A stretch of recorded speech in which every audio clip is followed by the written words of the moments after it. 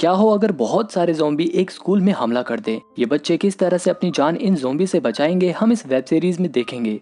Starting में हम देखते हैं कुछ बच्चों को जो एक बिल्डिंग के टेरेस पर एक लड़के को बहुत परेशान कर रहे थे। ये बुली गैंग जिस बच्चे को परेशान कर रही थी उस लड़के का नाम था जिनशू। बुली गैंग के लड़के जिनशू को खूब मारते हैं। इसी बीच जिनशू बिल्डिंग की छत से नीचे गिर जाता है। इसके बाद सीन बदलता है और हम देखते हैं मिस्टर ली को। मिस्टर ली जिनशू के फादर हैं। जिनशू अपने पिता से कहता है कि मैं उन्हें मार डालना चाहता था। मिस्टर ली कहते हैं कि कोई बात नहीं बेटे, सब ठीक हो जाएगा। जब भी जिनशू के शरीर में कुछ अजीब सा होने लगता है, उसका पूरा शरीर टूटने लगता है। यहाँ पर मिस्टर ली को देखकर साफ लग रहा था कि कुछ ना कुछ तो सस्पिशियस जरूर था। जिनशू की खराब हालत को देखकर मिस्टर ली कहते हैं कि मुझे माफ कर देना मेरे बेटे, और फिर मिस्टर ली उसे मार डालते हैं। इसके बाद मिस्टर ली जिनशू की बॉडी को एक बैग में भरकर ठिकाने लगाने जा रहे थे, लेकिन यहाँ पर हमें पता चलता है कि जिनशू अभी मरा नहीं था। सीन बदलता है और हम ह्योसन हाई स्कूल नाम के स्कूल का सीन देखते हैं जिसमें जिनशू भी पढ़ता था। यहाँ स्कूल के सभी स्टूडेंट अपने अपने कामों में लगे हुए थे, अपनी अपनी एक्टिविटीज कर रहे थे। इसके बाद हम देखते हैं एक लड़की को जिसका नाम था योनजो। ये भी उसी बुली गैंग के साथ रहती थी जो जिनशू को परेशान किया करते थे। यहाँ पर योनजू को कोई आवाज सुनाई देती है। उस जगह पर जाकर देखने पर उसे एक बॉक्स में चूहा दिखता है। वो चूहा योनजू को काट लेता है। जब ही वहाँ पर मिस्टर ली भी आ जाते हैं, क्योंकि मिस्टर ली इसी स्कूल के साइंस की टीचर हैं। जैसे ही मिस्टर ली को ये पता चलता है कि योनजू को चूहे ने काट लिया है, वो योनजू को लैब में ही कैद कर लेते हैं। इसके बाद हम देखते हैं जियोंगशन और जैनशू को। ये दोनों काफी अच्छे दोस्त हैं। इसके बाद हम ओंजो और उसकी सहेली इशाक को भी देखते हैं। जियोंगशन और ओंजो भी काफी अच्छे दोस्त हैं। इसके बाद ये सभी जियोंगशन के पेरेंट्स के रेस्टोरेंट में जाकर मस्त चिकन डिश एंजॉय करते हैं। यहाँ पर ये सभी आपस में बात करते हैं कि जिनशू कई दिनों से दिखाई नहीं दे रहा, कहीं वो किडनैप तो नहीं हो गया। अगले दिन स्कूल खुलता है और सभी बच्चे स्कूल जा रहे हैं। इन्हीं की क्लास में एक और स्टूडेंट था जिसका नाम था शुयोग। यहाँ पर वो देखता है कि बुली गैंग एक लड़के और एक लड़की को अपने अड्डे पर ले जाकर उन्हें बुली करने लगते हैं। बुली गैंग के लड़के इस लड़के को खूब मारते हैं और इसकी दोस्त की न्यूड वीडियो भी बना लेते हैं और उसे सेक्सुअली हराश भी करते हैं। ओंजो अपनी क्लास के लड़के शुयोग को काफी पसंद करती थी। उसकी नजर हमेशा शुयोग पर ही रहती थी। थोड़ी देर में क्लास स्टार्ट होती है और टीचर इनसे पूछती है कि क्या किसी ने योंजू को देखा है। उसका कल से कुछ पता नहीं चल रहा, लेकिन किसी को भी उसके बारे में कुछ मालूम नहीं था और पता भी कैसे चलता, क्योंकि उसे तो मिस्टर ली ने साइंस लैब में कैद कर रखा था। इधर योंजू की हालत बहुत ज्यादा खराब हो गई थी और वो अपने हाथों में लगे लॉक को तोड़ देती है। इसके बाद हम क्लास का सीन देखते हैं जहाँ पर एक टीचर बच्चों को पढ़ा रही थी। जब एक लड़की के पेट में कुछ प्रॉब्लम लग रही थी, इसलिए वो टॉयलेट चली जाती है। क्लास के बीच में ही थोड़ी देर बाद योंजू यहाँ पर आ जाती है। उसकी हालत को देखकर क्लास के सभी बच्चे एकदम हैरान हो जाते हैं। यहाँ पर योंजू सबको बताती है कि मिस्टर ली ने मुझे कैद करके रखा था और उन्होंने मुझे पता नहीं कौन कौन से इंजेक्शन लगाए। टीचर शुयोग, ओंजो और उसके दोस्तों की हेल्प से योंजू को स्कूल के फर्स्ट एड रूम में लेकर जाती है। डॉक्टर फटाफट उसका इलाज शुरू कर देती है, लेकिन योंजू की हालत काफी ज्यादा खराब थी, इसलिए डॉक्टर उसे इंजेक्शन लगा देती है और उसे हॉस्पिटलाइज करने के लिए एम्बुलेंस को कॉल कर देती है। इसके बाद स्कूल में एम्बुलेंस आ जाती है और योंजू को लेकर हॉस्पिटल की ओर निकल जाती है। इसके बाद क्लास में जाते जाते ओंजो शुयोग को डेट पर चलने के लिए ऑफर करती है। शुयोग कहता है कि तुम तो जियोंगशन को डेट कर रही हो ना। ओंजो कहती है कि नहीं नहीं, हम तो सिर्फ अच्छे दोस्त हैं, बस और कुछ नहीं। इधर टीचर और प्रिंसिपल इस पूरे मैटर के बारे में मिस्टर ली से बात कर रहे थे। जब भी वहाँ पर क्लास टीचर के बुलाने पर पुलिस और डिटेक्टिव की टीम भी आ जाती है और मिस्टर ली को गिरफ्तार कर लेती है। वहीं स्कूल की डॉक्टर को ये पता चलता है कि जब वो योंजू को इंजेक्शन लगा रही थी तभी योंजू ने उनके हाथ पर काट लिया, इसलिए उनके हाथ में काफी पेन हो रहा था और देखते ही देखते उस डॉक्टर की भी हालत बहुत ज्यादा खराब हो जाती है। इसके बाद हम देखते हैं कि स्कूल में लंच हो गया है और सभी बच्चे अपनी क्लास से बाहर निकल गए हैं। कैंटीन में ओंजो अपनी सहेली इशा को बताती है कि वो शुयोग को पसंद करने लगी है। वहीं शुयोग अपनी क्लास के प्रेसिडेंट से बात करने की कोशिश करता है, लेकिन क्लास की प्रेसिडेंट का कोई दोस्त नहीं था, इसलिए वो सबसे बहुत कम बात करती थी। दूसरी तरफ स्कूल डॉक्टर एक लड़के के ऊपर हमला कर देती है और उसे काट लेती है, क्योंकि वो एक ज़ोंबी बन चुकी थी। वो बाकी स्टूडेंट को काटने के लिए दौड़ती है और वो लड़का भी ज़ोंबी बन गया था और वो क्लास में घुसकर दूसरे बच्चों को काट लेता है। दूसरी तरफ ओंजी यानी कि वो लड़की जिसकी वीडियो बुली गैंग ने बनाई थी, वो स्कूल की छत से कूदकर सुसाइड करने जा रही थी। उसका दोस्त उसे रोकने की बहुत कोशिश करता है, लेकिन जैसे ही वो लड़की नीचे कूदने जा रही थी, जब भी वो देखती कि स्कूल की खिड़कियां तोड़कर कई सारे बच्चे नीचे गिर रहे हैं। इन्हें उसी इन्फेक्टेड डॉक्टर और बच्चे ने काटा था जो ज़ोंबी बन गए थे, इसलिए अब वो भी ज़ोंबी बन गए हैं। वहीं वो लड़की जिसके पेट में दर्द हो रहा था वो अपने घर वापस जा रही होती है। दूसरी तरफ बाकी बचे हुए बच्चे ज़ॉम्बी बन चुके इन्फेक्टेड बच्चों से बचकर भाग रहे थे। यहाँ पर शुयोक अपनी क्लास के प्रेसिडेंट को ज़ॉम्बी से बचाता है। वहीं कैंटीन में ओंजो अपने दोस्त चियोंगशन से कहती है कि मैं शुयोक को पसंद करती हूँ और मैं उसे डेट करना चाहती हूँ। तुम शुयोक के काफी अच्छे दोस्त हो, तुम उससे मेरे बारे में बात क्यों नहीं करते? ये सुनकर चियोंगशन एकदम शॉक हो जाता है और बोलता है कि हम इतने अच्छे भी दोस्त नहीं हैं। मैं इस बारे में तुम्हारी कोई भी मदद नहीं कर सकता। जब भी इन्फेक्टेड होने की वजह से ज़ॉम्बी बने हुए स्टूडेंट एक दूसरे को काटते हुए कैंटीन की तरफ पहुंच जाते हैं। ओंजो ये सब देखकर काफी शॉक हो जाती है। जब भी एक ज़ॉम्बी उसके पास आ जाता है और यहीं पर एपिसोड 1 एंड हो जाता है। दूसरे एपिसोड की शुरुआत में हम देखते हैं कि स्कूल के बहुत सारे बच्चे ज़ॉम्बी बन चुके हैं। दूसरी तरफ स्कूल का प्रिंसिपल सभी टीचर्स को बुलाकर उनसे कहता है कि ये मामला हमें स्कूल के अंदर ही सुलझा लेना चाहिए था, इसमें हमें पुलिस को इन्वॉल्व नहीं करना चाहिए था। लेकिन क्लास टीचर उस सन की प्रिंसिपल की बात नहीं मानती और बच्चों को अलर्ट करने के लिए अनाउंसमेंट रूम में ज़ॉम्बी से बचते हुए पहुंच जाती है। कैंटीन में भी ज़ॉम्बी ने हमला कर दिया था। ओंजो के पास एक ज़ॉम्बी आ गया था, लेकिन जैसे ही वो उसे काटता चियोंगशन ओंजो को बचा लेता है और यहाँ पर ज़ॉम्बी और बचे हुए स्टूडेंट के बीच में एक तगड़ी फाइट होती है। चियोंगशन ओंजो को ज़ॉम्बी से बचाते हुए अपनी क्लास में पहुंच जाता है। वहीं शुयोक प्रेसिडेंट को ज़ॉम्बी से बचाकर भाग रहा था और वो दोनों भी एक सीढ़ी की मदद से उसी क्लास में ज़ॉम्बी से बचते हुए पहुंच जाते हैं। दूसरी तरफ योंजू को लेकर एम्बुलेंस हॉस्पिटल पहुंच जाती है। वहीं डिटेक्टिव मिस्टर ली से पूछताछ करते हैं तो उन्हें पता चलता है कि मिस्टर ली पहले एक साइंटिस्ट थे, बाद में वो एक टीचर बन गए और जब स्कूल के बच्चे उनके बेटे को रोज बुली करते थे तो उन्होंने अपने बेटे के डर को भगाने के लिए एक एक्सपेरिमेंट किया और एक चूहे को बिल्ली से खूब डराया। और कई दिनों तक डरने के बाद जब बिल्ली के लिए जो चूहे का डर था वो गुस्से में बदल जाता है, तब मिस्टर ली उस चूहे के डीएनए से इस खतरनाक वायरस को बनाते हैं। अपने बेटे का डर खत्म करने के लिए मिस्टर ली उस वायरस को अपने बेटे के अंदर डाल देते हैं ताकि उसका डर खत्म हो जाए, लेकिन उसकी वजह से उनका बेटा ज़ॉम्बी बन गया और उसने अपनी ही माँ को काट लिया। इसलिए मिस्टर ली उन सभी को क्वारंटाइन करके उनका इलाज करते थे। वहीं हॉस्पिटल में योंजू सभी हॉस्पिटल स्टाफ को काट लेती है, जिसकी वजह से हॉस्पिटल के सभी लोग ज़ॉम्बी बन जाते हैं। वहीं जिस लड़की के पेट में दर्द था वो स्कूल से बाहर आ गई थी, शायद उसकी किस्मत बाकी बच्चों से अच्छी थी। जब भी हम एक बस में कुछ स्टूडेंट को देखते हैं जो इसी स्कूल में पढ़ते थे। ये सभी स्टूडेंट एथलीट थे और ये सभी कंपटीशन के लिए बाहर गए थे, लेकिन कंपटीशन खत्म होने के बाद ये सभी वापस स्कूल में आते हैं तो यहाँ का हाल एकदम खराब देखते हैं। वहीं क्लास में जो बच्चे ज़ॉम्बी से बचकर छुपे हुए थे वो मदद के लिए पुलिस के पास फोन करते हैं, लेकिन पुलिस को उनकी ज़ॉम्बी वाली बात एक मजाक लगती है। इसलिए ओंजो अपने फादर को कॉल करके स्कूल में बुला लेती है क्योंकि उसके फादर इमरजेंसी सर्विस में काम करते थे। थोड़ी देर बाद क्लास में बच्चे एक टीचर को अंदर ले लेते हैं, लेकिन यहीं पर हो जाती है उनसे गलती क्योंकि उस टीचर को ज़ॉम्बी ने काट लिया था और देखते ही देखते वो भी ज़ॉम्बी बन जाता है और उन सभी बच्चों के ऊपर अटैक कर देता है। इससे जान बचाने के लिए ये सभी क्लास से बाहर निकलकर दूसरी सेफ जगह ढूंढने लगते हैं और ज़ॉम्बी से फाइट करते हुए एक दूसरे सेफ रूम में पहुंचते हैं। लेकिन यहाँ पर ओंजो नोटिस करती है कि शुयोक बाहर ही रह गया। उन सभी को लगता है कि शुयोक अब ज़ॉम्बी बन जाएगा। वहीं स्कूल की छत पर वो दोनों बच्चे ये सारा खौफनाक सीन देख रहे थे। वहीं दूसरी तरफ स्कूल के वॉशरूम में कुछ बच्चों के ऊपर ज़ॉम्बी अटैक कर देते हैं, लेकिन आर्चरी करने वाले बच्चे जो कंपटीशन से आए थे वो अपने भाई को ढूंढने के लिए यहीं पर रुक जाती है और अपनी कमाल की तीरंदाजी से उन ज़ॉम्बी को मार डालती है।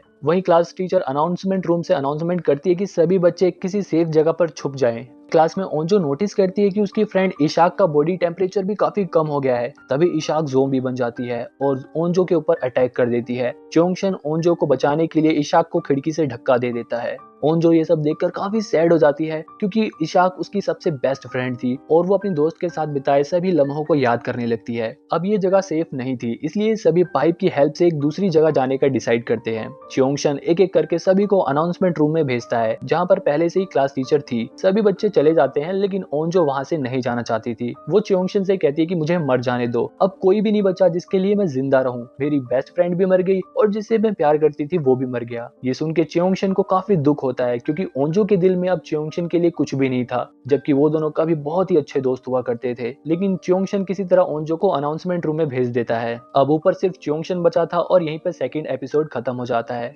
एपिसोड 3 में हम देखते हैं उसी लड़की को जिसके पेट में दर्द हो रहा था। यहाँ पे ये लड़की पब्लिक वॉशरूम में एक बच्चे को जन्म देती है और जैसे ही ये बाहर आके देखती है तो बाहर तो बहुत सारे ज़ॉम्बी थे क्योंकि हॉस्पिटल और स्कूल की वजह से अब बहुत सारे लोगों में ज़ॉम्बी वायरस फैल चुका था। इसके बाद हम देखते हैं कि शुयोक जिंदा है और वो एक एक खिड़की से उतरने की कोशिश कर रहा था, जब भी उसे च्योंगशन उसी पाइप से नीचे उतरता हुआ दिखता है। इसके बाद च्योंगशन और शुयोग दोनों अनाउंसमेंट रूम में पहुंचते हैं। ओंजो शुयोग को जिंदा देखकर काफी खुश थी। जब भी रूम में उसी पाइप के जरिए एक ज़ॉम्बी आने वाला था, लेकिन च्योंगशन का दोस्त जेनशु उसे नीचे गिरा देता है और इसी चक्कर में उसे हल्की सी खरोच भी लग जाती है और उसकी नाक से भी खून निकलने लगता है। वहीं ओंजो के फादर अपनी रेस्क्यू टीम के साथ एक बिल्डिंग में कुछ हाई प्रोफाइल लोगों को रेस्क्यू करने के लिए पहुंच जाते हैं। इधर रूम में पिंक जैकेट वाली लड़की हमेशा च्योंगशन के दोस्त जेनशु से लड़ती थी और जब वो जेनशु की नाक से खून निकलता हुआ देखती है तो वो सबसे कहती है कि इसे अलग रूम में आइसोलेट रहने को कहा जाए। हालांकि जेनशु का खून ज़ॉम्बी की वजह से नहीं बल्कि किसी और चोट की वजह से निकल रहा था। वहीं बुली गैंग का वो बदमाश लड़का अभी भी कैंटीन में सरवाइव कर रहा था और अपनी जान बचाने के लिए वो ज़ॉम्बी के सामने दूसरे लोगों को फेंक देता था। दूसरी तरफ च्योंगशन की मॉम ने टीवी पर ये सब देख लिया था कि लोग ज़ॉम्बी बन रहे हैं और इसकी शुरुआत उनके बेटे के स्कूल से ही हुई है। इसके बाद वो फटाफट अपना स्कूटर उठाती हैं और अपने बेटे च्योंगशन को बचाने के लिए निकल जाती हैं। लेकिन बाहर तो पूरी सिटी का हाल खराब था, पूरी सिटी में मार्शल लॉ लागू हो गया था। इसके बाद हम स्कूल के वॉशरूम का सीन देखते हैं जहां पर 4 बच्चे फंसे हुए थे। इसमें वो तीरंदाज भी थी जो अपने भाई को ढूंढ रही थी। वहीं च्योंगशन के दोस्त को आइसोलेशन रूम में काफी टाइम हो गया था, लेकिन उसके अंदर ज़ॉम्बी के कोई भी सिम्टम्स नहीं आए थे। लेकिन वो पिंक जैकेट वाली लड़की जेनस्यू से बहुत चिढ़ती थी, इसलिए वो उसे ज़ॉम्बी बनाने के लिए ज़ॉम्बी के ब्लड को जेनस्यू की चोट पर लगा देती है, जिसकी वजह से थोड़ी देर बाद इन्फेक्शन फैलने की वजह से जेनस्यू भी ज़ॉम्बी बन जाता है और उन लोगों के ऊपर अटैक कर देता है। उन लोगों को वो नुकसान ना पहुंचाए इसलिए जेनस्यू खिड़की से कूद जाता है। यहाँ पर च्योंगशन अपने जिगरी दोस्त को ज़ॉम्बी बना हुआ देखकर काफी उदास हो जाता है। बाकी लोग भी काफी सैड थे क्योंकि जेनस्यू ने इन सबको कई बार ज़ॉम्बी से बचाया था। लेकिन पिंक जैकेट वाली लड़की को थोड़ी भी शर्म नहीं आ रही थी कि उसने जेनस्यू जैसे शरीफ लड़के को ज़ॉम्बी बना दिया। दूसरी तरफ हम उसी लड़की को देखते हैं जिसने पब्लिक वॉशरूम में बच्चे को जन्म दिया था। ये अपने बच्चे को ज़ॉम्बी से बचाते हुए च्योंगशन के रेस्टोरेंट पहुंचती है और अपने बच्चे को वहां पर रख के अपने आप को रस्सी से बांध लेती है क्योंकि अब ये भी इन्फेक्टेड हो गई थी और ये भी ज़ॉम्बी बनने वाली थी। वहीं रूम में सभी बच्चे काफी दुखी थे। क्लास की प्रेसिडेंट सबको बताती है कि पिंक जैकेट वाली लड़की ने ही जानबूझकर जेनशु की चोट पर ज़ॉम्बी का खून लगा दिया ताकि वो ज़ॉम्बी बन जाए और इसका बदला पूरा हो जाए। जैसे ही ये बात च्योंगशन को पता चलती है वो काफी गुस्से में आ जाता है और पिंक जैकेट वाली लड़की से बहस करने लगता है। पिंक जैकेट वाली लड़की गुस्से में आकर उस रूम से बाहर चली जाती है और क्लास टीचर उसे मनाने के लिए उसके पीछे पीछे चली जाती है और इनके पीछे भी बहुत सारे ज़ॉम्बी पड़ जाते हैं। यहीं पर ये वाला एपिसोड खत्म होता है। एपिसोड 4 की शुरुआत में हम देखते हैं एक ब्लॉगर को जो पूरी तैयारी के साथ अपने व्यूअर्स के लिए इस जगह पर फन करने के लिए आया था, अपनी वीडियो बनाने के लिए आया था। वही च्योंगशन की मॉम ज़ॉम्बी से बचते हुए किसी तरह च्योंगशन के स्कूल में घुस जाती है। यहाँ रूम में सभी स्टूडेंट काफी उदास थे। होंजो और च्योंगशन आपस में अपने दोस्तों के खोने के बारे में बात कर रहे थे। च्योंगशन कहता है कि एटलीस्ट हमारी फैमिली बाहर सेफ तो है, लेकिन रात में उसके सामने ही उसकी माँ को ज़ॉम्बी काट लेते हैं और च्योंगशन ये सोच रहा था कि उसकी माँ घर पर सेफ है। यहाँ सभी बच्चे धीरे धीरे उम्मीद हार रहे थे। दूसरी तरफ बुली गैंग का वो लड़का कैंटीन से बाहर आ जाता है। ये जितना बदमाश था शायद उतना ही हिम्मती भी था, इसलिए ज़ॉम्बी से लड़कर उनसे अपनी जान बचाकर किसी तरह प्रिंसिपल ऑफिस में पहुंच जाता है। इसके बाद मिस्टर ली और डिटेक्टिव का सीन देखते हैं जहां पर डिटेक्टिव मिस्टर ली से पूछता है कि तुमने ऐसा क्यों किया। मिस्टर ली उसे बताता है कि स्कूल के सभी बच्चे उसके बेटे जिनशु को हमेशा परेशान करते थे, जिसकी वजह से उसे हॉस्पिटल में भर्ती करना पड़ा। जब उसने प्रिंसिपल से इस बारे में शिकायत करी तो प्रिंसिपल ने उसकी बात को मजाक समझा और इस मैटर को बिल्कुल भी सीरियसली नहीं लिया। मिस्टर ली ने जिनशु का स्कूल चेंज करा दिया, लेकिन वो बुली गैंग के लड़के उसे ढूंढ ढूंढ कर परेशान करते थे और उसे मारते थे। एक दिन परेशान होकर जिनशु घर आता है और बोलता है कि पापा मैं मरना चाहता हूँ क्योंकि मुझसे लड़ा नहीं जाता, और वो सुसाइड अटेम्प्ट भी करता है। अपने बच्चे को इतना परेशान देखकर मिस्टर ली अपना बनाया हुआ वायरस जिनशु की बॉडी में डाल देते हैं ताकि उसका डर गुस्से में बदल जाए और वो अपने आप को प्रोटेक्ट कर सके, जिसकी वजह से ये सब कुछ सीन हुआ। ये सीन काफी इमोशनल भी था। मुझे कमेंट में बताओ कि मिस्टर ली ने अपने बेटे के लिए जो किया क्या वो ठीक था। पुलिस स्टेशन में भी ज़ॉम्बी अटैक हो जाता है और वहां भी सभी लोग ज़ॉम्बी बन जाते हैं। डिटेक्टिव मिस्टर ली को लेकर सेफ जगह पर जा रहा था कि जब भी उनके सामने एक ज़ॉम्बी आ जाता है। डिटेक्टिव को बचाने के लिए मिस्टर ली खुद ही ज़ॉम्बी के सामने आ जाते हैं और ज़ॉम्बी बनते बनते डिटेक्टिव से कहते हैं कि इस वायरस का एंटीडोट का फॉर्मूला मेरे कंप्यूटर में तुम्हें मिलेगा जो कि स्कूल की साइंस लैब में है। इसके बाद डिटेक्टिव वहां से अपनी जान बचाकर भाग जाता है। अगले दिन सुबह होती है और सभी स्टूडेंट बड़ी उम्मीद लगाकर बैठे थे कि अब तो शायद कोई आएगा हमें बचाने, लेकिन उनको कोई भी हेल्प नहीं मिलती। यहाँ ये आपस में बातचीत करते हैं कि क्या हमें बाहर जाकर मदद मांगनी चाहिए या यहीं पर हमें वेट करना चाहिए, क्योंकि उनके पास ना ही कुछ खाने का सामान था और ना ही कुछ पीने के लिए था। वहीं वॉशरूम में फंसे बच्चे ये डिसाइड करते हैं कि अब उन्हें वॉशरूम से बाहर निकलना चाहिए। वहीं रूम में च्योंगशन सबसे कहता है कि मदद मांगने के लिए हमें फोन चाहिए होगा। सुयोग उन्हें बताता है कि फोन हमें स्कूल के स्टाफ रूम में मिल जाएगा। दूसरी तरफ स्कूल की छत पर ओन जी उस लड़के को मारने लगती है, क्योंकि उस लड़के ने उससे एक बात छुपाई थी कि बुली गैंग वालों ने उस लड़की की जो न्यूड वीडियो बनाई थी, उन्होंने उसे अपलोड करके आज सुबह के लिए स्केड्यूल कर रखा था।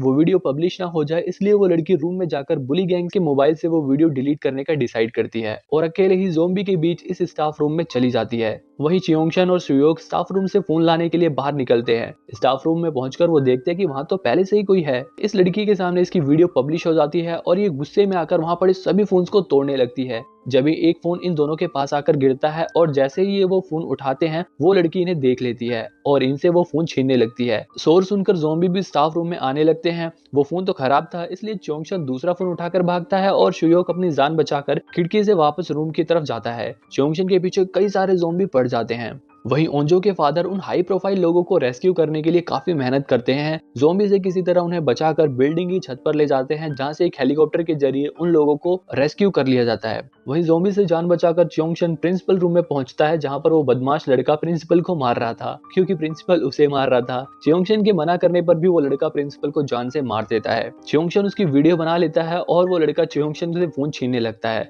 लेकिन च्योंगशन फोन लेकर वहां से भागने लगता है। एपिसोड 5 में हम देखते हैं कि गवर्नमेंट इस वायरस को लेकर काफी ज्यादा सीरियस हो गई है। गवर्नमेंट मिलिट्री के साथ मिलकर प्लानिंग कर रही है। शुयोक वापस रूम में पहुंच जाता है, लेकिन च्योंगशन अभी तक फोन लेकर नहीं आया था, इसलिए ओंजो काफी परेशान थी। वहीं च्योंगशन भी भाग रहा था और बुली गैंग का बदमाश लड़का अभी भी उसका पीछा कर रहा था। ये लोग भागते भागते लाइब्रेरी में पहुंच जाते हैं, जहां फोन छीनने के चक्कर में वो बदमाश लड़का बुक शेल्फ से नीचे गिर जाता है और उसे बहुत सारे ज़ोंबी काट लेते हैं। च्योंगशन ज़ोंबी से बचते हुए पाइपलाइन के पास जाता है और वहां छुप जाता है। वहीं वॉशरूम में फंसे हुए 4 बच्चे ज़ोंबी को मारते हुए किसी तरह मेडिकल रूम में पहुंच जाते हैं। अब ये लोग मोबाइल या कंप्यूटर का यूज करके इंटरनेट पर कुछ सर्च करते हैं, मदद मांगने की कोशिश करते हैं, लेकिन यहाँ इनका प्लान फेल हो जाता है, क्योंकि गवर्नमेंट ने इंटरनेट और फोन कॉल पर बैन लगा दिया था, ताकि सिटी में कोई भी अफवाह ना फैले। वहीं ओंजो अपने दोस्त च्योंगशन के लिए काफी परेशान थी। च्योंगशन को ढूंढने के लिए ये लोग प्लान करते हैं कि ऊपर के रूम में जाकर वहां से ये लोग ड्रोन लाएंगे और ड्रोन की मदद से ये लोग च्योंगशन को ढूंढेंगे। वहीं डिटेक्टिव भी किसी तरह अपनी जान बचाकर ज़ोंबी से बचकर च्योंगशन के रेस्टोरेंट पहुंच जाता है।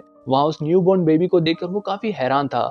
वहीं च्योंगशन पाइपलाइन से निकलकर किसी तरह म्यूजिकल रूम में पहुंचता है। दूसरी तरफ ओंजो ऊपर के रूम से ड्रोन ले आती है और ये सब मिलकर ड्रोन की हेल्प से च्योंगशन को ढूंढने लगते हैं। वहीं वो 4 बच्चे मेडिकल रूम से आर्चरी रूम में जाने का डिसाइड करते हैं, क्योंकि आर्चरी रूम में एक इमरजेंसी टेलीफोन है, जिसके जरिए शायद उन्हें मदद मिल सकती है। दूसरी तरफ ये लोग ड्रोन से पता लगा लेते हैं कि च्योंगशन म्यूजिकल रूम में है। अपने दोस्त को जिंदा देखकर ओंजो काफी खुश हो जाती है और शुयोक और ओंजो खुशी के मारे एक दूसरे को गले लगा लेते हैं। दूसरी तरफ हम क्वारंटाइन सेंटर को देखते हैं, जिसमें इस सिटी के लोगों को क्वारंटाइन किया गया था, ताकि इन्फेक्शन और लोगों में ना फैले। यहाँ के रूल्स काफी ज्यादा स्ट्रिक्ट थे। ओंजो के फादर काफी परेशान थे, क्योंकि वो अपनी बेटी को बचाने के लिए बाहर नहीं जा पा रहे थे। वहीं हम एक बार फिर से उसी बदमाश लड़के को देखते हैं, जिसे ज़ोंबी ने काट लिया था, लेकिन अभी भी ये इंसानों की तरह बिहेव कर रहा था। यहाँ पर फ्लैशबैक में एक सीन जाता है और यहाँ पर हमें पता चलता है कि ये वायरस किसी किसी के शरीर में पूरी तरह से रिएक्ट नहीं कर पाता, और ऐसा ही इस बदमाश लड़के के साथ हुआ है। अब ये इंसानों की तरह बिहेव करेगा, मतलब इंसानों की तरह सोचेगा, लेकिन इसके अंदर पावर्स बिल्कुल ज़ोंबी की आ जाएगी और ये जिसको काटेगा वो भी ज़ोंबी बन जाएगा। ये लड़का गुस्से में च्योंगशन को ढूंढने के लिए निकलता है, क्योंकि च्योंगशन की वजह से ये ज़ोंबी बना और इसका ये हाल हुआ। एपिसोड 6 में हम देखते हैं कि अनाउंसमेंट रूम में सभी बच्चे काफी परेशान थे। क्लास के प्रेसिडेंट एक कमाल का प्लान बनाती है। फिर प्लान के अकॉर्डिंग शुयोक माइक पे ये बोलता है कि च्योंगशन तू जहाँ कहीं भी है वहीं पर रहे। इसके बाद ये लोग म्यूजिकल रूम के अपोजिट साइड के स्पीकर्स पर गाने चला देते हैं, जिसकी वजह से ज़ोंबी आवाज सुनकर म्यूजिकल रूम के अपोजिट साइड पहुंच जाते हैं। लेकिन एक ज़ोंबी बहरा था, इसलिए वो यहीं पर रह जाता है। यहाँ ये लोग किसी तरह उससे बचकर म्यूजिकल रूम की तरफ बढ़ने की कोशिश करते हैं और शुयोक पीछे से उस बहरे ज़ोंबी से लड़ता है। यहाँ पर वो बदमाश लड़का भी आ जाता है और शुयोक से पूछता है कि च्योंगशन कहाँ है। शुयोक जब उससे कुछ नहीं बताता तो वो उस पर भी हमला कर देता है। जब भी वहां पर प्रेसिडेंट आती है और शुयोक को बचाने के लिए वो उस बदमाश लड़के से लड़ने लगती है। इसी बीच वो बदमाश लड़का प्रेसिडेंट को भी काट लेता है। गुस्से में शुयोक उस लड़के को 4थी मंजिल से नीचे ढकेल देता है। वहीं वो 4 बच्चे किसी तरह आर्चरी रूम में पहुंच जाते हैं, लेकिन ज़ोंबी से बचते हुए उनमें से एक के पेट में चाकू लग जाता है। लेकिन उससे बड़ी समस्या ये थी कि वहां का इमरजेंसी फोन भी काम नहीं कर रहा था,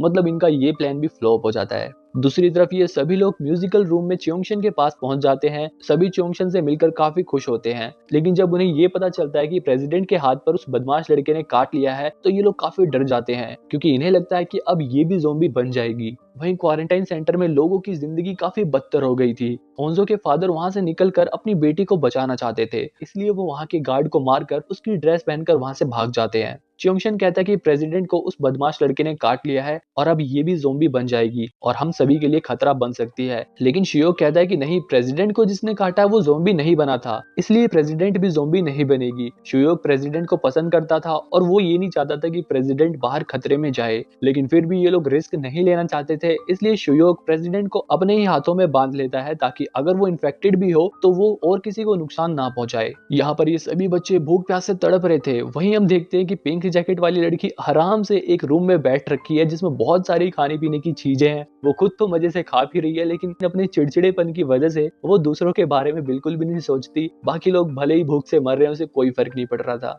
एपिसोड 7 में हम देखते हैं कि शुयोक क्लास की प्रेसिडेंट को बता देता है कि वो उससे प्यार करता है, लेकिन उससे कहने से डरता था क्योंकि शुयोक पहले लड़ाई झगड़ा करता था और प्रेसिडेंट क्लास की टॉपर थी। प्रेसिडेंट नामरा कहती है कि अब इन सब बातों का क्या फायदा, अब तो हम मरने वाले हैं, लेकिन वो कैमरे में कन्फेस करती है कि वो भी शुयोक से प्यार करती है। वहीं हम देखते हैं ओंजी को, जिसकी शुरुआत में वीडियो बनाई गई थी जहां पर हमें पता चलता है कि इसे भी ज़ोंबी ने काट लिया था, लेकिन अभी तक ये भी ज़ोंबी नहीं बनी है। मतलब उस बदमाश लड़के की तरह इसके भी शरीर में वायरस पूरी तरह से फैल नहीं पाया है और ये भी आधा इंसान और आधा ज़ोंबी बन गई है। ऐसा ही क्लास की प्रेसिडेंट के भी साथ हुआ है और वो भी ज़ोंबी के काटने के बाद पूरी तरह से ज़ोंबी नहीं बन पाई है। मतलब अब इस तरह के टोटल 3 लोग थे, एक वो बदमाश लड़का, दूसरी वो लड़की और तीसरी प्रेसिडेंट नामरा। अब प्रेसिडेंट नामरा में भी ज़ोंबी की शक्तियां आ गई हैं। वो भी ज़ोंबी की तरह हल्की सी भी आवाज को सुन लेती है और उनसे कहती है कि अब हमें यहाँ से चलना चाहिए, यहाँ पर काफी खतरा आने वाला है। इसके बाद ये सभी लोग स्कूल की छत पर जाने का प्लान करते हैं। वहीं हम देखते हैं डिटेक्टिव को, जो रेस्टोरेंट में था और वो उन बच्चों को अपने साथ लेकर ज़ोंबी से बचकर भागता है। रास्ते में उन्हें वो ब्लॉगर भी मिलता है जो ज़ोंबी के बीच में फंसा हुआ था।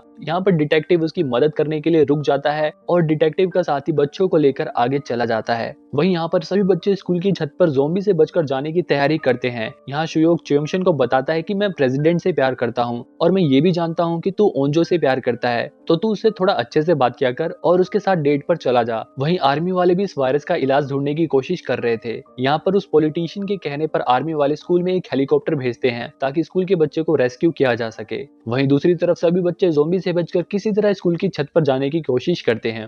वहीं स्टार्टिंग से वो लड़का अभी भी स्कूल की छत पर ही है और मदद का इंतजार कर रहा था। थोड़ी देर में वहां पर मिलिट्री वालों का हेलीकॉप्टर भी आ जाता है। वहीं बाकी बच्चे भी स्कूल की छत पर पहुंचते हैं और गेट खोलने की कोशिश करते हैं, लेकिन वो लड़का गेट नहीं खोलता। नीचे से ज़ोंबी भी आ रहे थे। च्योंगशन और सुयोग ज़ोंबी को मारकर उन्हें रोके रखते हैं। वहीं बाकी लोग गेट खुलवाने की कोशिश करते हैं। मिलिट्री वाले भी आ जाते हैं और उस लड़के से पूछते हैं कि नीचे और कोई तो नहीं बचा, लेकिन वो लड़का मना कर देता है। जब ही नीचे से वो बदमाश लड़का भी आ जाता है और च्योंगशन को मारने लगता है। जब ही एंड मौके पर प्रेसिडेंट उस बदमाश लड़के को उठाकर नीचे फेंक देती है, क्योंकि प्रेसिडेंट में भी उसी की तरह ज़ोंबी की बहुत सारी शक्तियां आ गई हैं। वहीं ओंजी अपने स्कूल को बिल्कुल भी पसंद नहीं करती थी, क्योंकि यहाँ पर उसके साथ हमेशा गलत किया गया था, इसलिए वो गुस्से में आकर अपनी क्लास को आग लगा देती है। आग लगाने की वजह से फायर अलार्म्स बजने लगते हैं और सभी इमरजेंसी डोर्स खुल जाते हैं, जिसकी वजह से छत का भी गेट खुल जाता है और ये सभी लोग छत पर पहुंच जाते हैं। लेकिन यहाँ पर तब तक बहुत देर हो गई थी, आर्मी वालों का हेलीकॉप्टर जा चुका था। वहीं ओंजी साइकिल लेकर स्कूल से बाहर चली जाती है। वहीं डिटेक्टिव उस ब्लॉगर के साथ एक घर की छत पर बैठा था। जब भी डिटेक्टिव का साथी एक बस लेकर आता है और उस बस में ये सभी बचकर यहाँ से भाग जाते हैं।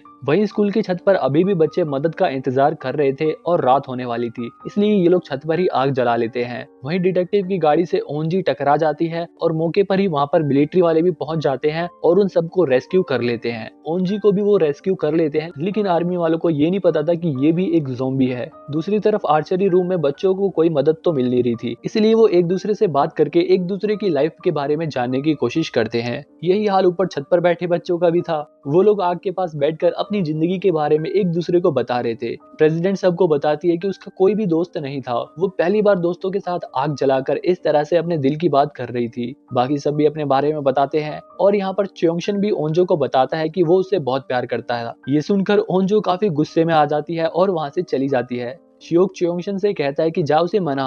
फिर यहाँ च्योंगशन कहता है कि हाँ, ये सच है कि मैं तुझसे बहुत प्यार करता हूँ, पर ये जरूरी नहीं कि तू भी मुझसे प्यार करे। मेरे लिए इतना ही काफी है कि मैं तुझसे प्यार करता हूँ। वहीं पिंक जैकेट वाली लड़की को वो कैमरा मिलता है जिसमें सभी बच्चों ने अपनी फैमिली के बारे में कुछ न कुछ कहा था। कैमरे में वो च्योंगशन की एक वीडियो देखती है जिसमें वो जैनशू के बारे में बता रहा था कि वो अपनी दादी का अकेला सहारा था और अब वो नहीं रहा। उसकी दादी को ये बात मत बताना वरना वो बर्दाश्त नहीं कर पाएंगी। ये बात सुनकर पिंक जैकेट वाली लड़की को बहुत पछतावा होता है। उसे बहुत बुरा लगता है कि उसने एक शरीफ लड़के को ज़ॉम्बी बना दिया जो अपनी दादी का अकेला सहारा था। वो लड़की रोने लगती है। यहाँ पर सीन एक बार फिर से फ्लैशबैक में जाता है और हमें पता चलता है कि जब ये लड़की अनाउंसमेंट रूम में सबसे बहस करके वहां से भागी थी तभी इसके पीछे क्लास टीचर भी आई थी और इनके पीछे ज़ॉम्बी पड़ जाता है। टीचर इस लड़की को ज़ॉम्बी से बचाने के लिए खुद ज़ॉम्बी के सामने आ जाती है और खुद ज़ॉम्बी बन जाती है। लेकिन ज़ॉम्बी बनते बनते टीचर इस लड़की से कहती है कि तुम अपनी क्लास के बाकी बच्चों की मदद जरूर करना। अब ये लड़की बाकी बच्चों की मदद करने के लिए उन सभी के लिए एक बैग में खाना भरकर ले जा रही थी।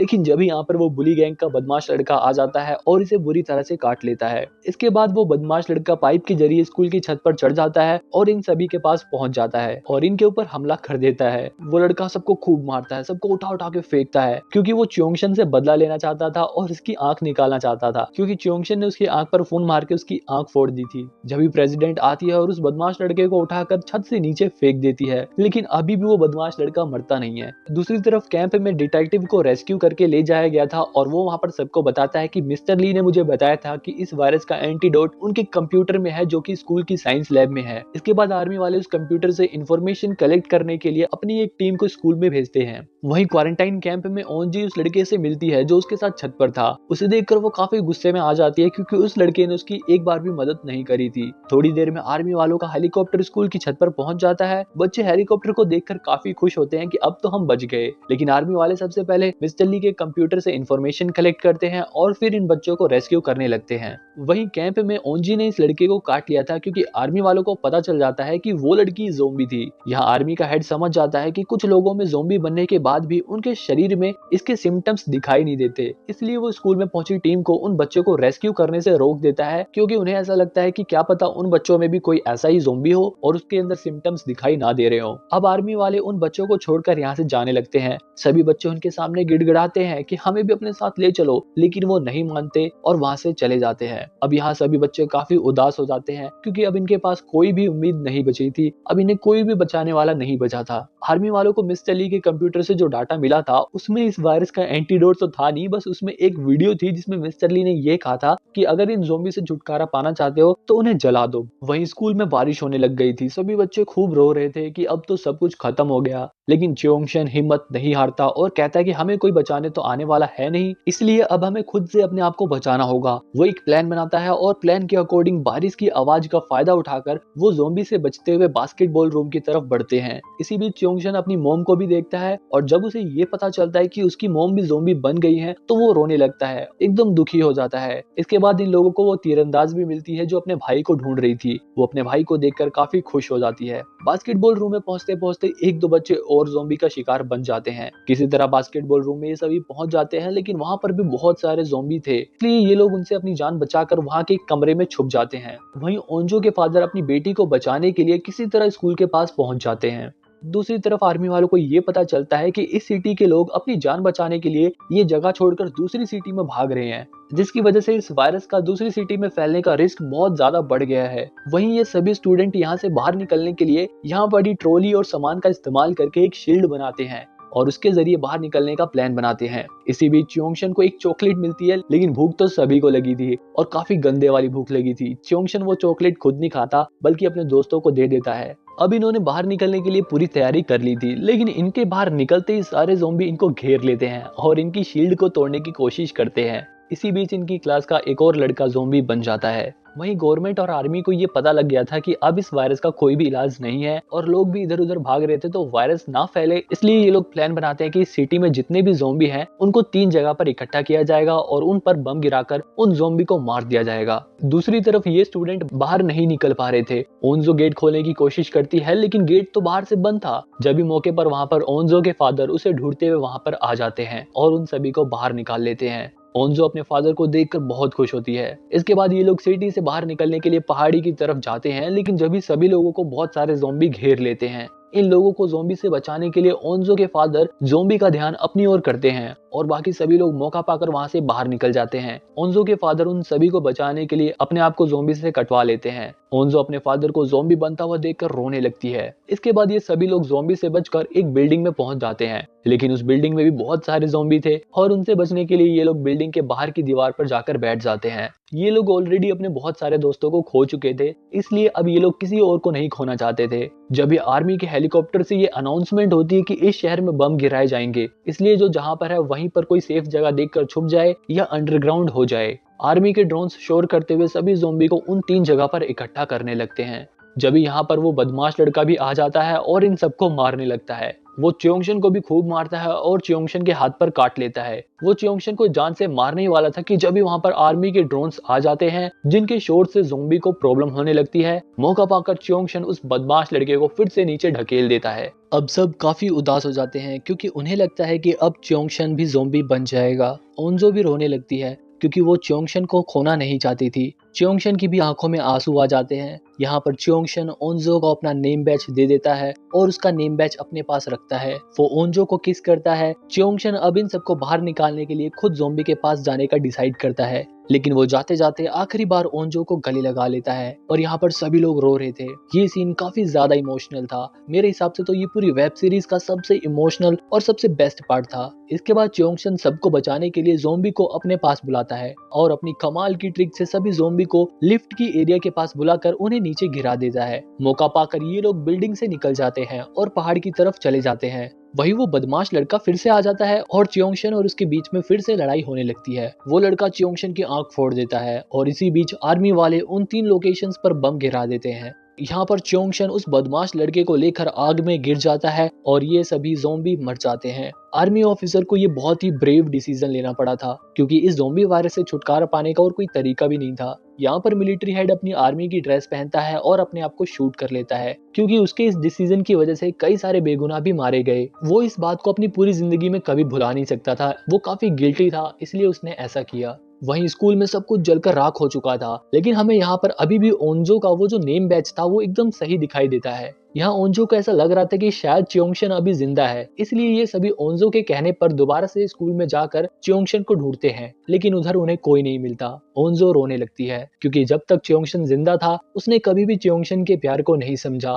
लेकिन उसके जाने के बाद ओंजो उसके प्यार को समझ चुकी थी। इसके बाद ये सभी बच्चे वहां से चले जाते हैं। दूसरी तरफ आर्मी ऑफिसर शहर में बिल्डिंग को चेक कर रहे थे कि कहीं कोई ज़ॉम्बी बच तो नहीं गया। यहाँ पर आर्मी वालों को मिस्टर ली का बेटा जिनशू और उसकी बीवी भी मिलती है, जिसे वो लोग अपने साथ लेकर चले जाते हैं। वहीं बाकी सभी स्टूडेंट जंगल से वापस सिटी में आ गए थे, लेकिन यहाँ पर प्रेसिडेंट नामरा को ये पता चलता है कि उनके पीछे बहुत सारे ज़ॉम्बी आ रहे हैं। इसके बाद वो सभी लोग वहां पड़े सामान को लेकर ज़ॉम्बी से लड़ने के लिए तैयार हो जाते हैं। जैसे ही ज़ॉम्बी आते हैं ये लोग उनसे लड़ने लगते हैं, लेकिन इसी बीच ज़ॉम्बी तीरंदाज के भाई को काट लेता है और वो भी ज़ॉम्बी बन जाता है। यहाँ पर प्रेसिडेंट एक बार फिर से उन लोगों को ज़ॉम्बी से बचाती है। सभी यहाँ से जाने लगते हैं, लेकिन प्रेसिडेंट के अंदर का वायरस उस पर हावी होने लगता है, जिसकी वजह से प्रेसिडेंट अपनी बॉडी पर कंट्रोल नहीं कर पा रही थी और वो किसी को नुकसान ना पहुंचा दे, इसलिए वो उनसे अलग हो जाती है। इसके बाद ये सभी लोग आर्मी वालों के पास पहुंच जाते हैं। यहाँ पर सभी लोग अपने चाहने वाले को याद कर रहे थे। ओंजो अपने फादर को याद कर रही थी, तीरंदाज वाली लड़की अपने भाई को याद कर रही थी, लेकिन शुयोक अपने प्यार प्रेसिडेंट को याद नहीं कर रहा था, बल्कि वो अपने पक्के दोस्त च्योंगशन को याद कर रहा था। और याद भी क्यों ना करे, क्योंकि च्योंगशन की वजह से ही आज ये लोग जिंदा हैं। च्योंगशन ने हर बार अपनी जान पर खेलकर इन लोगों को ज़ॉम्बी से बचाया। हर बार वो हर लड़ाई में च्योंगशन सबसे आगे रहता था और इन लोगों को ज़ॉम्बी से बचाता था। अगर आज ये लोग यहाँ पर हैं तो सिर्फ च्योंगशन की ही वजह से हैं। अब ये सभी रेस्क्यू सेंटर में ही रहते हैं और धीरे धीरे काफी समय बीत जाता है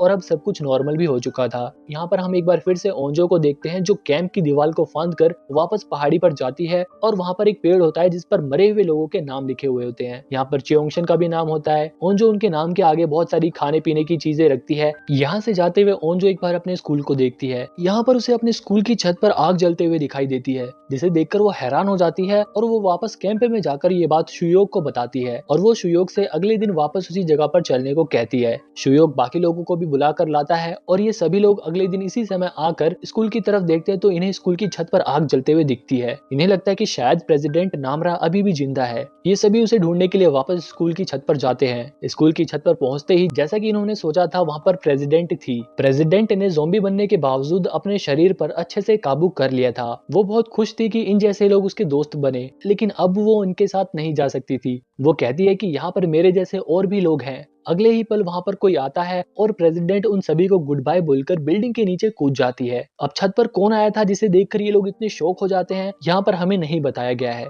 शायद इसके आगे की कहानी हमें अगले सीजन में देखने को मिले, क्योंकि इस सीजन में कई सारे सवालों के साथ इस सीरीज को एंड किया गया है। जैसे वो नेम बैच बिल्कुल सही सलामत था, हो सकता है चोंगशन अभी जिंदा हो, और एपिसोड के आखिरी में ये लोग किसको देखकर शॉक हो गए थे। ऐसे बहुत सारे सवाल हैं जिनके जवाब हमें अगले सीजन में देखने को मिलेंगे। इस वीडियो को बनाने में बहुत मेहनत लगी है। अगर आपको ये वीडियो पसंद आए तो प्लीज लाइक करना और कमेंट में मुझे बताना कि आपको सबसे बेस्ट पार्ट कौन सा लगा।